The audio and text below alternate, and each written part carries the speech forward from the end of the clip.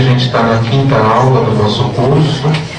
Hoje é um tema bastante interessante e de complexidade e de conteúdo bastante grande. Quem vai estar abordando a doutora Marini hoje não está se preparando de viagem, então hoje ela não vai poder estar aqui com a gente. Quem vai estar hoje fazendo o estudo é a Fabiana.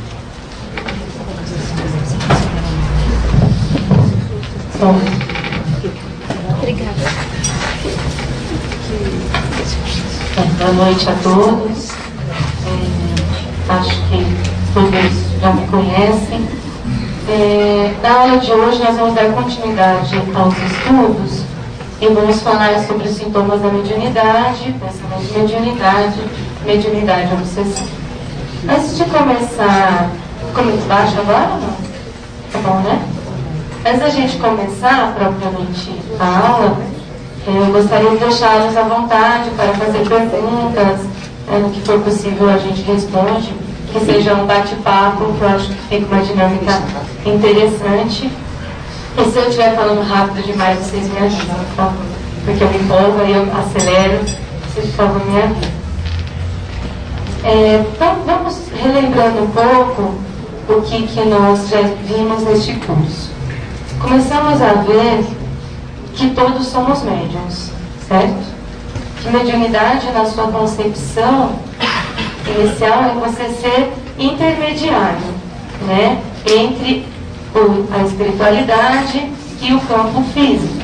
Então, de certa forma, todos nós somos médiuns, porque todos nós sofremos influência da espiritualidade. Como o próprio Kardec disse no Livro dos Espíritos, perguntou se os espíritos influenciavam, os espíritos responderam: muitas vezes eles vos dirigem e vocês nem sabem. Então, nesse sentido amplo do termo, todos somos médiuns. Porém, ao decorrer dos estudos, nós vimos que existe um tipo de mediunidade que nós chamamos de mediunidade ostensiva, né? E que os médiuns chamados ostensivos têm algo a mais, né? Tem alguma coisa de diferente que as outras pessoas não têm. E nós vimos que este algo a mais está diretamente relacionado ao perispírito e ao corpo físico, né? Por que ao perispírito? O que é o perispírito? É para recordar, tá? Para lembrar. Corpo espiritual. É o nosso corpo perispiritual. Qual é a função desse perispírito, desse corpo perispiritual? Fazer a ligação. Fazer a ligação Entre o físico e o espírito. entre o espírito e o nosso corpo físico, né? E muito mais do que fazer uma ligação, porque nós às vezes ficamos pensando nisso e fica parecendo que o perispírito é como se fosse uma colinha, né, que junta o espírito com o corpo. Ele é muito mais, em outras aulas, a doutora Marlene já nos colocou, que ele possui órgãos, funções, muito mais complexas do que nós conseguimos imaginar. E o nosso corpo físico, ele é o quê? Ele é reflexo do nosso perispírito, né? E não o contrário. A gente fala o contrário, o perispírito é igualzinho ao corpo físico. Ao contrário, meu corpo físico é igual ao perispírito. Então, esse algo a mais que os médiuns possuem está no perispírito e, consequentemente, no corpo físico. O corpo físico, ele é uma cópia do perispírito. E este algo a mais, nós vimos na semana passada, está diretamente ligado com estudos e o que o André Luiz nos trouxe com a glândula pineal. Então, este algo a mais dos médiuns ostensivos está ligado com a glândula pineal. E as pessoas, nós quando reencarnamos, nós fazemos um planejamento deste reencarno. Ao fazer esse planejamento, nós planejamos todas as nossas tarefas, os objetivos nossos de melhoria íntima e planejamos o nosso corpo. E planejamos se seremos médiuns ou não. Então, se somos médiuns ostensivos, é porque isso está no nosso planejamento reencarnatório. É porque existe algo aí para ser trabalhado. Isso, a gente está recapitulando todas as aulas que já conversamos. Alguma dúvida? Tudo bem? Então, vamos dar prosseguimento. Então, os sintomas da mediunidade. O Chico nos colocou o seguinte: Que mediunidade, na essência, é afinidade, sintonia, estabelecendo a possibilidade de intercâmbio espiritual entre as criaturas, que se identifiquem na mesma faixa de emoção e de pensamento. Este destaque da emoção e do pensamento fui eu quem acabei. Então, em resumo, mediunidade é sintonia, e tem a ver com o intercâmbio espiritual entre as criaturas que se identifiquem na mesma faixa de emoção e de pensamento. Por que eu grifei? Um dos nossos tópicos de hoje é sobre o pensamento. Então, nós precisamos estar muito atentos às nossas emoções e aos nossos pensamentos. Sejamos médiuns ostensivos ou não. Porque se estamos em constante contato com a espiritualidade, e o que determina a sintonia é a minha emoção e o meu pensamento. Então, gente, para o mundo espiritual não adianta nada fazer cara de boazinha aqui no centro espírita. Eu venho, cumprimento todo mundo, com muita simpatia. Mas a minha intimidade, não é nem a intimidade do meu lar, é a minha intimidade de emoção, de pensamento, que é o que revela o meu caráter, a minha personalidade. E dentro da minha intimidade que os espíritos desencarnados me conhecem. E não pela minha postura de boazinha, de cumprimentar todo mundo, sendo que intimamente os meus pensamentos e os meus sentimentos eles não estão de acordo com isso. Isso é muito importante, a gente vai retomar isso aqui. E os sintomas da mediunidade podem ser variados de acordo com o tipo de mediunidade. O Chico nos coloca. Alguém lembra aqui como começa o livro Dom da Mediunidade? Ou como foi a primeira aula? Alguém lembra? Se não lembra, pode ir com ordem no livro. Ninguém lembra? É pelos sintomas, não é? Começa pelos sintomas. E eu achei fantástico, porque a doutora Marlene começa colocando. Você sente taquicardia, arrepio pelo corpo, pânico sem explicação, e ela vai dando uma série de sintomas. Ela fala, atenção, isso pode ser mediunidade, né? Eu achei muito bom esse início, porque eu não sei de vocês, mas eu, enquanto médium ostensivo, eu falei, nossa, tenho isso, né? E aí nós vamos ver, então, quais são esses sintomas. Eles estão ligados com o tipo de mediunidade. Dependendo do tipo de mediunidade, eu tenho algum sintoma ou não. Por isso que eu sou médium, eu posso ter determinadas percepções, e outra pessoa que é médium tem outras percepções. Não significa que eu sou médium melhor ou pior, apenas temos mediunidades diferentes. Então, quais são os sintomas? Né? Eu coloquei alguns, tem outros no livro, né? Irritabilidade, agressividade, labilidade emocional. O que é labilidade emocional? É você mudança de humor. Você cada hora está num humor diferente. Sonolência, sem motivo, claro. Dores sem diagnóstico. Então não é qualquer dor, né? Uma dor persistente, vou no médico, mas não tem diagnóstico. Né? Mau humor. Um choro inexplicável, você está bem, está feliz, de repente uma vontade doida de chorar, não sabe o que está acontecendo, né? Ansiedade, taquicardia, desmaios, palpitações, angústias, entre outros tantos sintomas que a doutora Marlene cita no livro. Né? Todos esses podem ser sintomas de mediunidade. Vejam bem, podem ser. A gente sempre tem que ser prudente, porque a doutrina espírita é a doutrina da razão. Eu sempre preciso buscar as causas racionais para os meus sintomas. Então eu estou tendo desmaio. Ah não, eu sou médico. Vai no médico. Né? Vai ao médico. Eu estou tendo taquicardia, não é minha mediunidade. Vai no médico. Né? Se não tiver nada, aí você pode realmente ir atrás da mediunidade. Ou você pode investigar as duas coisas ao mesmo tempo, né? Senão até esperar, né? Mas é importante a gente ter esse pé no chão, tá? Então são sintomas que podem ser mediúnicos, mas podem ser orgânicos. Tudo bem? Rodrigo, você vai falar. E aí eu fiquei me perguntando, por que depende do tipo de mediunidade? O Chico colocou. sintomas dependem do tipo de mediunidade. Aí a doutora Marlene nos coloca que é de acordo com a capacidade de produção de fenômenos físicos ou intelectuais. Então, cada médium tem uma capacidade diferente de produzir fenômenos físicos ou intelectuais. Que capacidade é essa? Está ligada com esse afrouxamento que une o espírito ao corpo. Porque o que é a mediunidade? Nós estamos aqui encarnados neste corpo denso, né? E pelos 5 sentidos nós não temos percepções do plano espiritual, né? Pelos 5 sentidos a gente não tem. E a mediunidade é uma outra percepção, algo que vai além dos 5 sentidos. O que acontece? É porque há um afrouxamento dos laços que unem eu, espírito, ao meu corpo físico. Né? Esses laços, de certa forma, eles se afrouxam.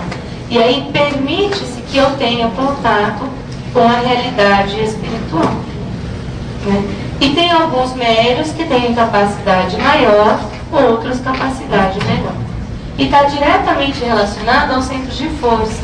Então, dependendo, existem médiuns que têm uma capacidade de afrouxamento maior do frontal, do cardíaco, do laríngeo e etc. Né? Então, a gente expande, porque o perispírito, a gente já viu isso no curso, ele não é algo rígido, fechado, ele é uma matéria diferente da nossa, que não é dura assim, é uma quintessência da matéria, e uma das capacidades do perispírito é a expansão, é a flexibilidade.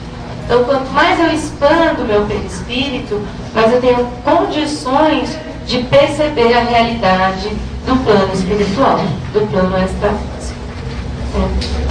E também tem a ver com a liberação de ectoplasma. Né? Todos nós possuímos ectoplasma, todos nós liberamos ectoplasma. Mas nessa expansão, nesse afrouxamento do meu espírito com o meu corpo, eu libero o ectoplasma. E quanto maior esse afrouxamento, e se eu tenho maior capacidade de liberação de ectoplasma, mais ectoplasma eu vou liberar. E dependendo da quantidade de ectoplasma que eu dou e da qualidade, eu vou ter um sintoma ou não. Então, é muito comum, né, os médiuns sentirem, dentre todos os sintomas, por exemplo, mal-estar, uma sensação de ânsia, de azia. Né? Por quê? É uma liberação de ectoplasma. Né? É muito comum, todo mundo sabe disso, que na hora do passe, ou mesmo da reunião mediúnica, começa a escorrer o nariz, começa a sair lágrima do olho, começa a bocejar, começa a mão suar, o pé suar. Por quê? É liberação de ectoplasma. Né? Então, uma sudorese excessiva nas mãos e nos pés. O que será isso? Pode ser que seja mediunidade, pode ser que seja a liberação de ectoplasma. Tudo bem, gente? Algum comentário? Qual é a diferença que existe entre fluido vital e ectoplasma? É a mesma coisa? Acaba sendo a mesma coisa, no final das contas. O ectoplasma é o fluido vital animalizado. O fluido vital, o fluido cósmico universal, ele está no universo todo. Né? E aí, quando ele entra em contato comigo, a gente dá o nome de fluido vital, o ectoplasma, que está ligado ao corpo físico. Tá? Certo? Mais alguma dúvida? Bom, e todos esses sintomas, essa capacidade de expansão, podem dar algumas repercussões orgânicas, sem causas desconhecidas, como, por exemplo, distúrbios na alimentação, então bulimia, anorexia, né? Eu falei que dá aquela sensação de enjoo grande, distúrbios dos sonos, como insônia, sono exagerado, sonambulismo, bruxismo, terror noturno e perturbações na esfera sexual. Nossa, mas todo médium passa por isso? Não necessariamente, né? Essas perturbações, elas acabam ocorrendo quando o médium ele não tem conhecimento da sua mediunidade, dos seus sintomas, e não tem a questão de um trabalho no bem, e acaba sendo influenciado por espíritos inferiores. Né? acabam sendo influenciados por espíritos inferiores, que aproveitam dessa expansão do perispírito, dessa liberação de ectoplasma, para gerar algumas repercussões orgânicas. Tá? De novo, não significa que todas essas necessariamente são mediunidade. Tá? Mas isso é muito comum a gente ver entre os médiuns, esse tipo de coisa. Né? Então, de acordar assustado no meio da noite, o sonambulismo, o bruxismo, enfim.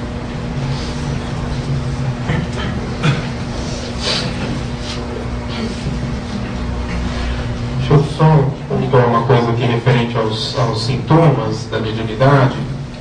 O que é importante a gente conhecer esses sintomas?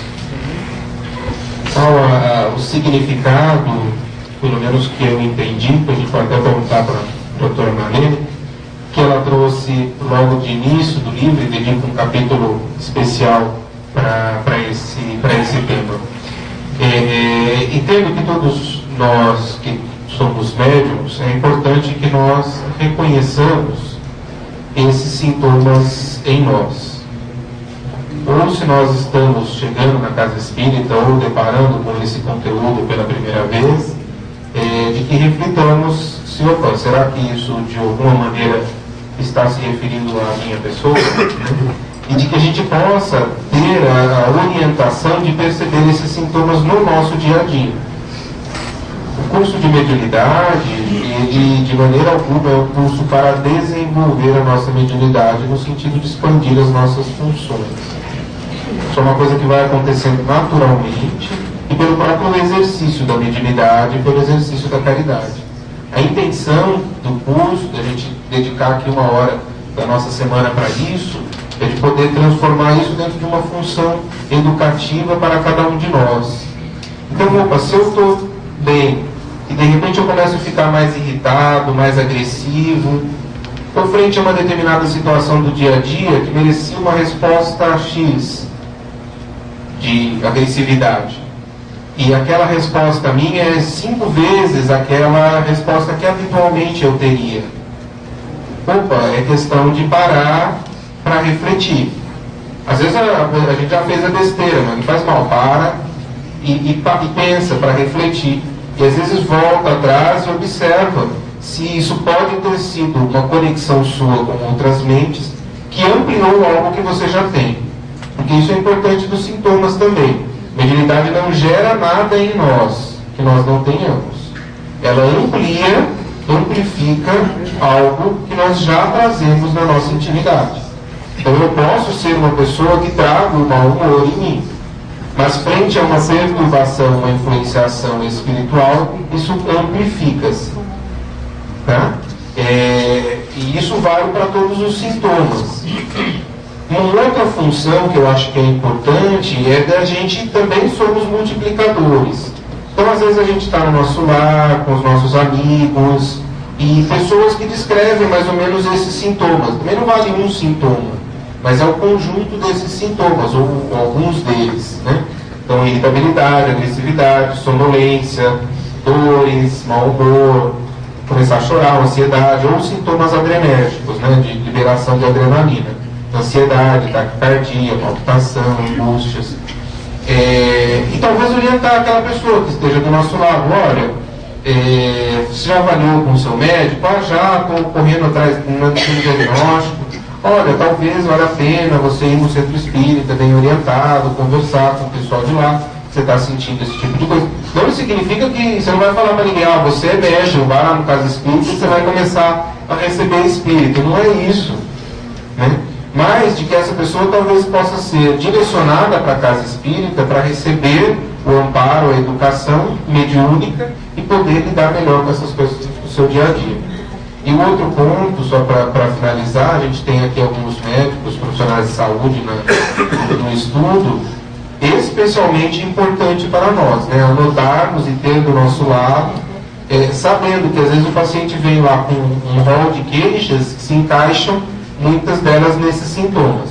Obviamente a gente vai fazer toda a investigação clínica pertinente ao caso, mas vale a pena a gente começar a ir refletindo, começar a ir pensando que talvez a gente esteja diante médium em desequilíbrio dos seus sintomas, porque o médium também em equilíbrio, a educação das suas funções, está em equilíbrio com esses sintomas.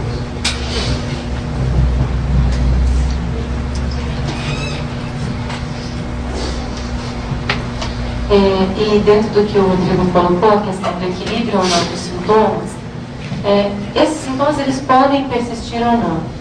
Mesmo no desenvolvimento da mediunidade, o médium em equilíbrio, dependendo das fases da vida e dos momentos de sua mediunidade, esses sintomas eles podem ter altos e baixos, né? Então, muitas vezes eu posso ter chego na casa espírita com todos esses sintomas, né? E fui para o estudo, e fui estudar tratamento de passe, fui para a reunião mediúnica, e fiquei ótimo, nunca mais tive nada.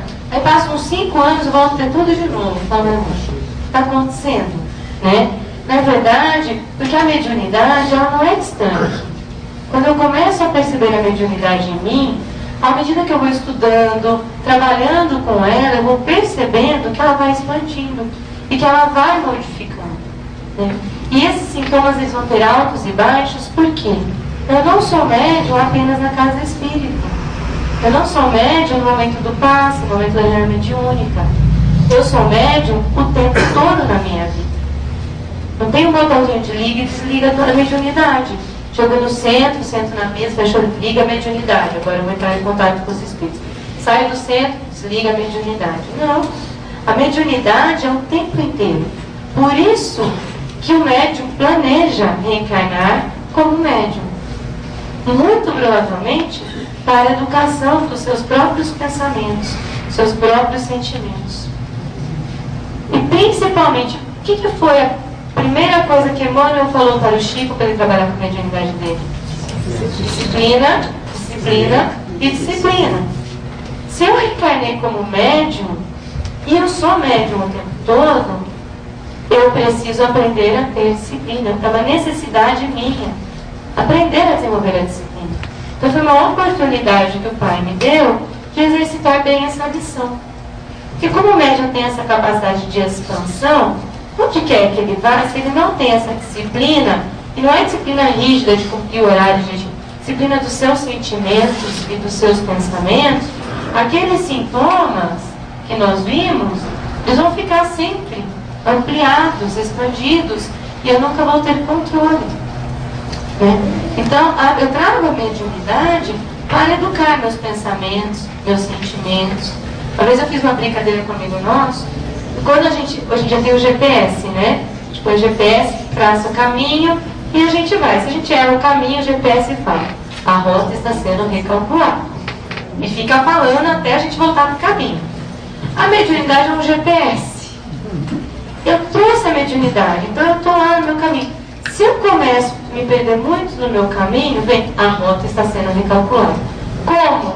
Com esses sintomas muito em desequilíbrio, com repercussões orgânicas seríssimas. Seríssimas.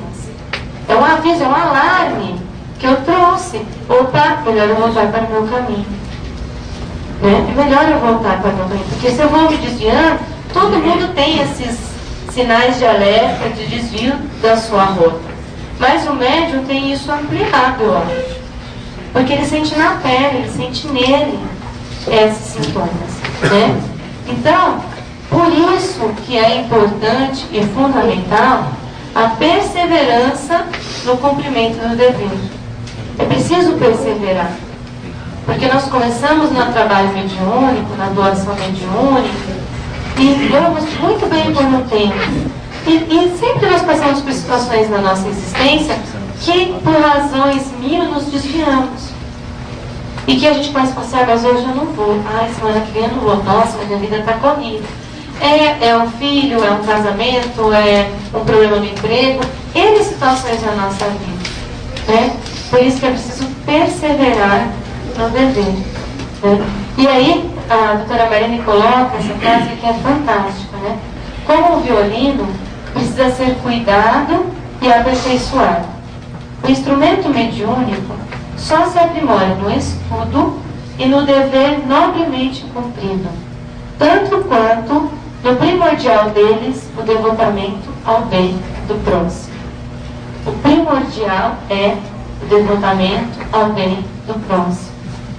Não adianta eu ter uma mediunidade espetacular, ver espíritos, conversar e ver várias coisas do plano espiritual se eu não tiver esse devotamento do bem ao próximo. Nós temos médiuns espetaculares que se perderam por falta desse devotamento ao bem. Isso é fator de equilíbrio para o médium. É rota segura para o médium. O estudo e o bem ao próximo. O estudo, até pelo que o Rodrigo colocou, para eu conhecer como isso é minha intimidade, para eu conhecer os meus sintomas, para saber o que está acontecendo comigo. E o dever ao próximo, que é o nosso dever maior.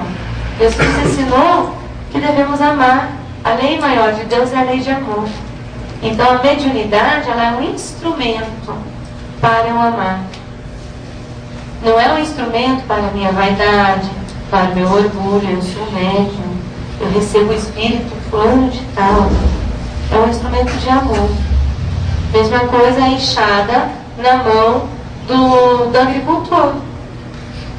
Mesma coisa a agulha e a linha na mão da costureira. É um instrumento de trabalho. E se nós temos esse instrumento de trabalho, é porque nós temos condições de trabalhar com ele. Porque se alguém me der uma enxada, eu não vou saber fazer nada com a enxada. Né? Cada um sabe manusear o seu instrumento de trabalho. E se nós trouxermos como instrumento de trabalho mediunidade, nós já sabemos trabalhar com ele. Nós temos essa disponibilidade, a gente tem esse desejo de perseverar no cumprimento do dever. Então, o pensamento é fundamental nisso. Né? O pensamento é tão significativo na mediunidade quanto o leito é importante para o rio.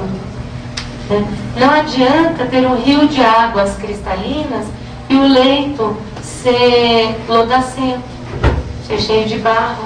Para que aquela água cristalina passar por aquele leito, ela vai contaminar. Né? Então, eu preciso ter essa disciplina, essa atenção com as minhas atitudes, com as minhas palavras. Mediunidade não é ver e incorporar espíritos. Isso não é mediunidade. Como nós estamos compreendendo e estudando. Né? Ela significa para o médium melhoria de pensamentos, de palavras e de atos. Então nós viemos para o trabalho mediúnico para auxiliar o próximo, aqueles irmãos desencarnados. Mas nós somos muito auxiliados também se nós tivermos esta visão de que eu tenho oportunidade de melhorar os meus pensamentos, os meus sentimentos e os meus atos. É uma oportunidade riquíssima que o Pai me deu para isso. Por quê? Os nossos pensamentos geram os nossos atos. E os nossos atos geram pensamentos nos outros. O plano invisível, o plano espiritual, nos reconhece pelos pensamentos e pelos sentimentos. Na Gênese, o Kardec nos coloca que o pensamento e a vontade são para o espírito desencarnado o que as mãos são para o homem. Nós fazemos tudo com a mão. Está no capítulo 14 da Gênesis. E para o espírito desencarnado é o pensamento e a vontade. Só que nós somos espíritos encarnados, nós somos espíritos. Então o pensamento e a vontade são tão importantes quanto para nós também. Né? A ideia é um ser organizado por nosso espírito, a que o pensamento dá forma e a vontade imprime movimento e direção. O que significa isso? Quando eu elaboro uma ideia, o pensamento ele vai dar forma para aquela ideia. Ele vai atrair elementos do fluido cósmico universal e vai dar forma para aquela ideia. E é forma mesmo. Não é uma abstração. É forma mesmo. Né? E a vontade, ela dá movimento e direção a esse pensamento. Então, quando a gente, às vezes, lê em gibi, né, do Maurício de Souza, que sai aqueles rainhos, aquelas caveirinhas, quando alguém fica com raiva de alguém da cabeça da pessoa, tem uma grande verdade. Porque eu penso, eu plasmo, eu formo no meu halo espiritual aquelas formas de pensamento. Elas estão impregnadas em mim. E quanto mais eu penso com força e com intensidade, mais aquilo vai ganhando força. Então, é como se nós tivéssemos uma tela dessa o tempo todo conosco, né? Aqui assim. Aí eu pensei e vai formando. Os encarnados não vêm, mas os desencarnados vêm. E aí, como eu sou médium, eu estou em contato com os desencarnados, tenho conhecimento desse contato. Né? E eles aproveitam realmente essas minhas formas de pensamento. Então, o que eu estou pensando? O que eu penso com mais frequência no meu dia a dia? Uma reflexão importante. Vocês já pararam para pensar? Já pararam para tentar? Isso não é fácil. Não é fácil. Tentar assim, bom, no que eu mais penso no meu dia a dia? A gente pensa em milhões de coisas. Mas existem coisas que a gente pensa com insistência e frequência. Então, por exemplo, se eu sou uma pessoa que trabalha com o carro, sempre estou no trânsito, e toda hora que alguém me pede que o trânsito para, eu xingo, eu me irrito, eu me estresso, toda hora, mas eu trabalho o dia inteiro no trânsito. E toda hora eu estou pensando isso, eu sou uma pessoa boa, faço caridade, eu vou no centro espírita, mas 8 horas do meu dia eu fico nesses pensamentos. O que eu penso com frequência? O bem ou o mal? Né? E se eu penso isso com tanta frequência e intensidade, isso vai impregnando em mim. Né? E aí a minha vontade ela vai dar movimento e direção. No Evangelho tem uma pergunta fantástica no capítulo que fala do adultério por pensamentos. Né? Que os espíritos nos colocam que, mas uma ideia que eu pensei, mas eu não agi, atinge primeiro a você, que sai de você. Né? Porque são formas, existem vários livros e vários médiums que veem essas formas de pensamento. E elas são tão fortes que a gente olha e acha que é um objeto mesmo. E não é, é uma forma de pensamento. Né? E o pensamento é um atributo do espírito. É uma qualidade nossa enquanto espírito. Da mesma forma que o sentimento, a vontade, o livre-arbítrio, é um atributo nosso, uma qualidade nossa. Né? E a velocidade do pensamento supera a velocidade da luz. Olha como nós precisamos ter responsabilidade com o que pensamos. A gente não dá a mínima importância, mas ele é mais rápido que a velocidade da luz. Ele propaga-se no vácuo, no espaço, não precisa ter ar, no espaço. Então, por isso que os pensamentos atingem, às vezes, espíritos desencarnados, de muita data, longe, atingem. Né? Às vezes de outras existências, atingem, porque se propagam no vácuo. Né? O pensamento, é óbvio, assim, ele é de uma matéria, mas os átomos desse pensamento ele tem uma outra escala vibratória. A gente não consegue, não existe a química, a física, não consegue medir isso e quantificar esse pensamento. Mas ele é matéria. Ele é uma matéria assim. Não é algo subjetivo de pensar, eu pensei, né? O pensamento é matéria. Né? E o sentimento dá a forma e a natureza do pensamento. É como se o pensamento fosse a matéria e ela atraísse, dependendo daquela matéria, algumas partículas. Então, se a gente pensar, para ficar fácil de compreender, o pensamento dá a forma e o sentimento dá a cor, dá a textura, dá o odor para aquele pensamento. Então, se eu tenho algum pensamento, eu vou ter aquela forma. E dependendo do sentimento, e eles geralmente nascem quase que imediatamente juntos. Que eu alimento, eu vou dar cor, textura, odor, brilho, opacidade para aquela forma de pensamento. Tudo bem? Está claro isso? Isso é muito importante a gente ter claro. Isso é muito importante para a gente ter claro. Por quê? Porque muitas vezes eu percebo a aproximação de algum espírito, eu tenho daqueles sintomas, E eu acho que às vezes é um espírito desencarnado que está próximo de mim. Muitas vezes não é. Então, às vezes é reflexo até do meu próprio pensamento, que cria aquela massa densa e pesada em torno de mim, e aquilo começa a me incomodar. Isso vale para o contrário. A gente está falando do lado negativo, mas é do lado positivo também. Se eu pensar coisas boas, se eu pensar no bem, se eu ter bons pensamentos, o que acontece?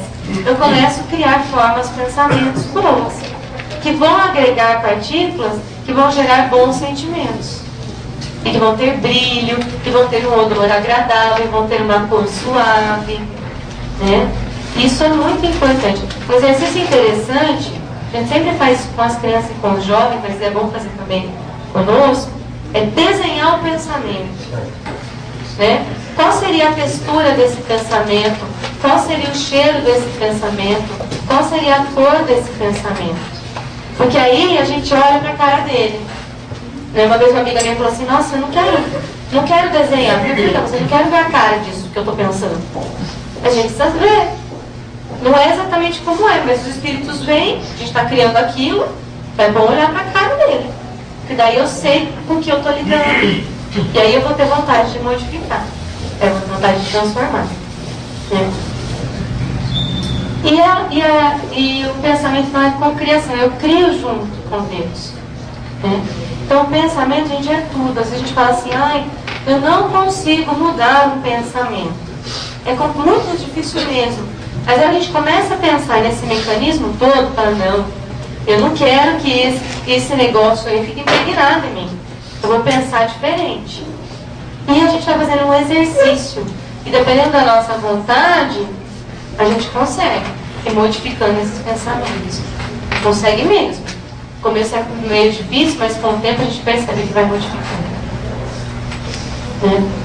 Então, olha lá, os nossos exemplos, eles geram ideias, que a maneira de ondas criadoras vão e vêm, partindo de nós para os outros e voltando dos outros para nós, com a qualidade do sentimento e o pensamento que lhes infundimos. Eles vão, são ondas, que vai e volta, vai e volta. Né? E dependendo do nosso pensamento, nós temos o triunfo ou a derrota. Nós temos as asas que nos elevam aos céus, ou nós temos o peso, os grilhões que nos chumbam à terra, dependendo do nosso pensamento. Né? Então, o que é aconselhável para os médiuns e para todos nós? Evitar xingamentos. Né? O exemplo também do trânsito, a gente acha que não é nada, mas é muito sério. Né? Acho que o carro fica pesado até, de tantas formas, pensamentos. Né? Queixas. Às vezes a gente tem um vício mental de se queixar. Ai, tá calor hoje, nossa, que calor, não aguento mais. Aí a mãe tá falando, nossa, mas que frio, não, ninguém merece esse frio. Aí tá chovendo, nossa, mas tinha que chover justo hoje. Aí não tá chovendo, nossa, mas o tempo tá seco, hein? A gente tem um vício de se queixar. Então a gente precisa ficar atento, será que estamos queixando muito? Né? Cuidado com as gírias deprimentes, com as frases pejorativas. Em lugar nenhum, que as palavras, como o pensamento gera palavra. Então a palavra é carregada de vibração dessa matéria mental. Então, dependendo da palavra que eu digo, da gíria, do palavrão, aquilo carrega. Aquilo carrega. Eu posso não ter intenção de ferir o outro. Nós temos o vício de gírias, de palavrões, né? Nós temos esse vício. Mas a gente não quer falar mal para ninguém, não quer xingar ninguém, mas sai sem percebermos. Mas aquela palavra vai carregada de vibração. Né? Então nós vamos estar sempre vigilantes. Não com a conduta do outro, mas com a nossa conduta. Porque sempre há uma nuvem de testemunhas ao nosso redor. Uma nuvem. Espíritos bons, elevados e espíritos ainda não elevados. É uma nuvem. Imagina todo mundo vendo o que todo mundo está pensando o tempo todo. É isso que acontece. Os desencarnados vêm. Né? Então, eles veem tudo. Então, acho que a gente pode refletir.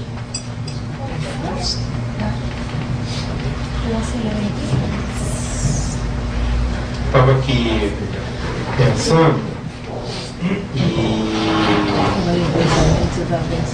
E a gente vai com um processo de estudos, de reflexões e de aprimoramento íntimo, mas particularmente através dos estímulos que a espiritualidade nos dá, né, nas suas lições, nos seus apontamentos, nas puxadas de orelha. E às vezes a gente tem uma visão ainda muito negativa das nossas dificuldades. Então às vezes a gente tem uma dificuldade,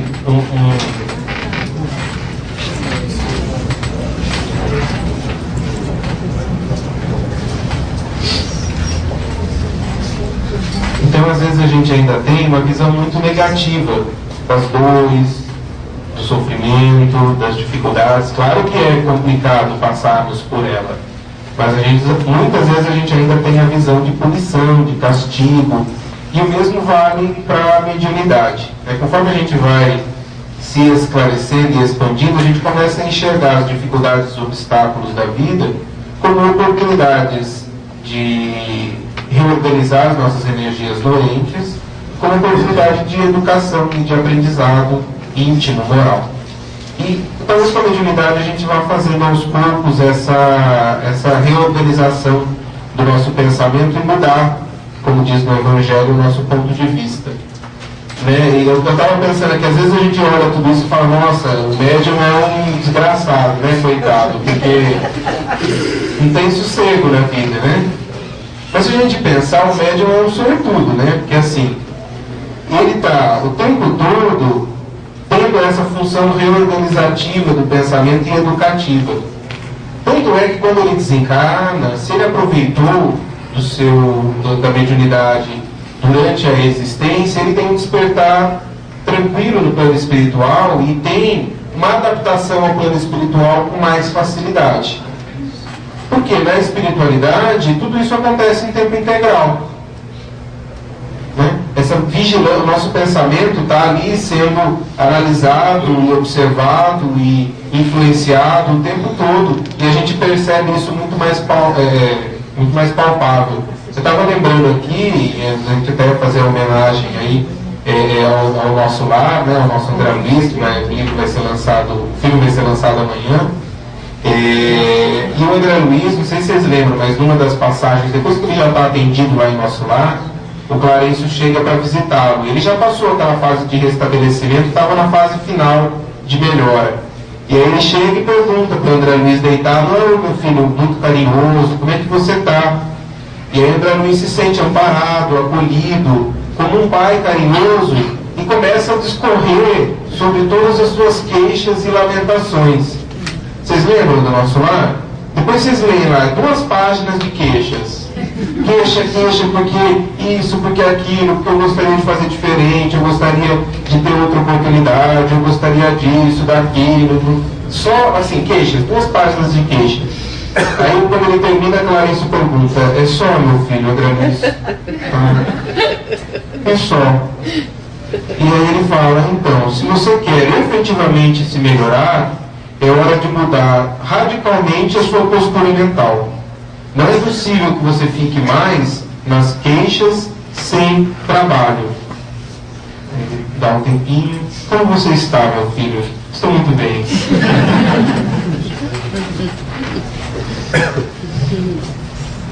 Vamos acelerar, vamos ficar nesse bate-papo, Então, qual é o compromisso, do médium responsável frente à sua mediunidade? Tudo que nós já conversamos, O estudo, crescer no seu pensamento, ter uma ação da caridade positiva, plantar bondade para colher simpatia e principalmente fugir do personalismo. Porque médium é ótimo para se achar uma pessoa muito especial. Então a gente precisa tomar muito cuidado com o nosso personalismo. Nós reencarnamos como médium não porque somos seres especiais, porque somos seres que pedimos muito. O Rodrigo colocou essa oportunidade de trabalho como uma oportunidade, assim, nós queremos entrar numa sala de aceleração, nós queremos realmente progredir, porque nós já erramos muito. Então a gente não quer correr o risco de errar de novo, então a gente quer alguma coisa que realmente nos coloque no eixo.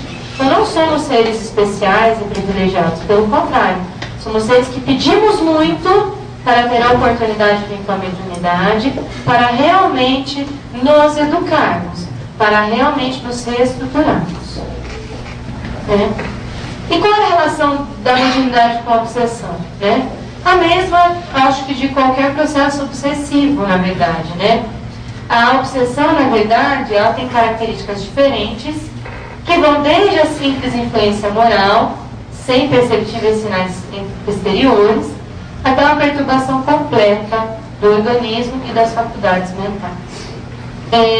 Fiquem atentos a essa questão do simples influência moral, porque às vezes eu reflito, eu acho que essa simples influência moral, às vezes é pior do que essa perturbação completa. Porque essa perturbação completa, todo mundo vê que está obsediado. Agora, essa simples influência moral, ninguém tem você. Começa um pensamentozinho aqui, um pensamentozinho ali, e você não percebe. Quando você vê, o caminho de volta já está muito difícil. Por isso que é importante conhecermos os nossos pensamentos, os nossos sentimentos, para saber se aquilo que nós estamos pensando é nosso mesmo. Tem não vou lembrar o nome do livro agora, Estude Viva. Uma lição que fala da broca, que fala das influenciações sutis.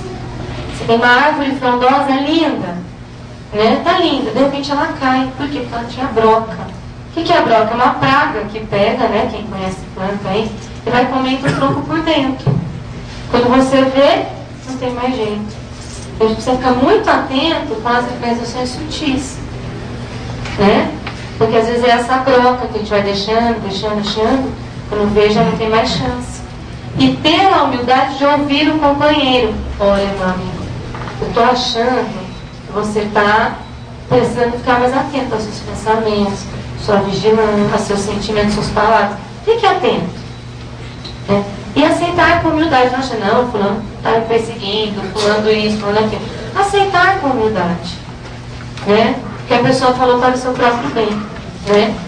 Bom, geralmente nós temos de obsessão, parcerias em ações maléficas, então, tanto obsediado quanto obsessor foram parceiros ou são em ações maléficas, ou são parcerias em hábitos prejudiciais, como por exemplo os vícios do fumo, das drogas, do álcool, do sexo, da preguiça, da alimentação, são vícios, né? Ou uma ação maléfica por vingança, onde nós nunca somos as vítimas, viu? A gente fala assim, estou sofrendo obsessão, uma vingança. Bom, se alguém está querendo se vingar de mim, provavelmente eu prejudiquei. Alguma coisa eu fiz. Não sou um santinho de Cordúbio, né? Eu tenho que começar a pedir perdão pelo que eu fiz, né? Isso eu coloquei até o simples, entre aspas, né? Se o médium não cuida da mediunidade, se ele não procura aplicação útil, ele está sujeito a graves consequências. Todos estamos sujeitos à obsessão, a esses processos, se não temos uma vigilância dos nossos pensamentos, das nossas atitudes. Mas o médium, como ele tem essa facilidade de expansão, é muito mais fácil de ser influenciado, tanto para o bem quanto para o mal. Então eu tenho que escolher muito bem as minhas companhias. É questão da sintonia, do radinho. Eu quero quais companhias no meu dia a dia, né? E aí, André, tem um caso no livro, que eu não coloquei aí, missionários, está escrito no livro, né? Que as pessoas que vão na casa espírita buscar tratamento de obsessão, e os mentores dão passe, afastam os obsessores, limpam o campo mental, e aí André Luiz fica muito feliz de ver aquilo. Quando as pessoas saem da casa espírita, eles falam, opa, aqueles que estavam em tratamento, assim que saíram da casa espírita, voltaram a atrair os verdugos, cuja influência haviam se habituado. Aí André Luiz se decepciona, fala, viu? Teve maior trabalho para limpar, para afastar, limpar o corpo mental, o perispírito. Eu saí da casa espírita, eles atraíram os verdugos. Foi o verdugo que foi atrás, eles atraíram. Porque muitas vezes nós estamos acostumados com aquela alimentação mental, né? Aquela alimentação, aquela simbiose, e que nós até gostamos de certa forma, né? Por quê? Mediunidade é complicada, é complexo a gente trabalhar com ela, porque não se quebram grilhões de muitos séculos no instante, nem se edifica uma cidade num dia. Então, geralmente, os casos de obsessão têm raízes em existências passadas. As raízes, a gente vê só, né, o topo, mas existem raízes profundas em existências passadas. Então, é como eu digo, senão você coitado dos médios, né? Agora, o que a gente faz da vida, né?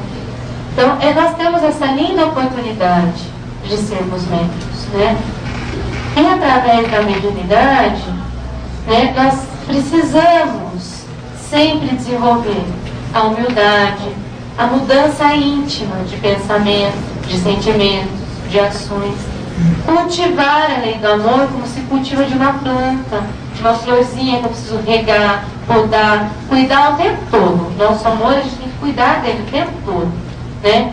Sempre perdoar, principalmente em todos os casos, mas por exemplo nos casos obsessivos, porque as raízes são lá atrás. Eu tenho que perdoar aquele irmão e pedir perdão, né? Sinceramente, sempre ter luta e coragem, sempre, sempre, sempre, sempre recorrer à prece. Esse sempre é sempre mesmo, principalmente quando a gente percebe aqueles sintomas, né? E agora que eu faço? Faz prece, resolve, né?